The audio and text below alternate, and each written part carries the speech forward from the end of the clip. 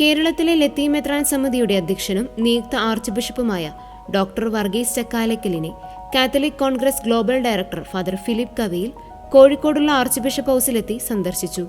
സമകാലിക രാഷ്ട്രീയ, സാമൂഹിക, സാംസ്കാരിക മേഖലകളിൽ എങ്ങനെ ക്രൈസ്തവ സമുദായ സംഘടനകൾക്ക് ഒരുമിച്ച് പ്രവർത്തിക്കാം എന്നതിനെക്കുറിച്ച് ചർച്ച നടത്തി. ക്രൈസ്തവരുടെ പൊതുവായ ആവശ്യമായ GB കോശി കമ്മീഷൻ റിപ്പോർട്ട് പൂർണ്ണമായി പ്രസിദ്ധീകരിച്ച് സഭാ നേതൃത്വത്തോടും സമുദായ നേതൃത്വത്തോടും ചർച്ച ചെയ്ത് സർക്കാർ അടിയന്തരമായി ക്രൈസ്തവരുടെ ഉന്നമനത്തിനായുള്ള ഇടപെടലുകൾ നടത്തണമെന്ന് ഇരുവരും അഭിപ്രായപ്പെട്ടു.